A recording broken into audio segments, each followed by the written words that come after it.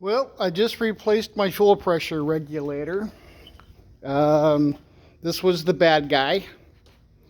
It stayed at 55 psi when I first put it in, and it never wavered or changed. And then at the track last Saturday, it started acting up and losing pressure, and you can hear fuel going back to the tank.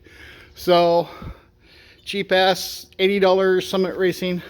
So I got an Aeromotive, much better, installed it, checked it for leaks, of course, and then when I fired it up and set fuel pressure and all that good stuff, you set fuel pressure, no load, no motor, just on, and I get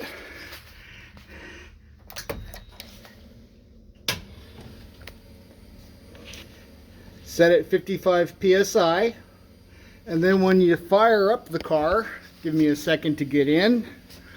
Oh.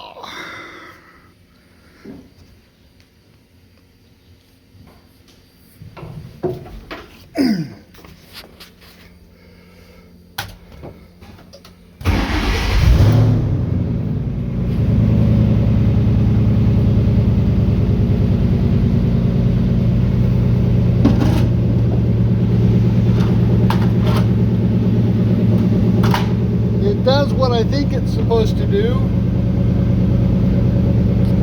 Well, trying to get a good read. And then when you rev it,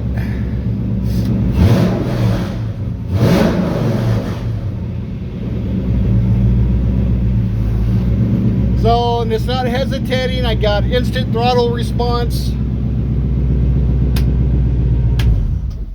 And yeah, it seems to be fixed. I mean, bam, when you hit the throttle, it just boom goes. So I guess it's a good thing. Alrighty, well, so much for now. Bye.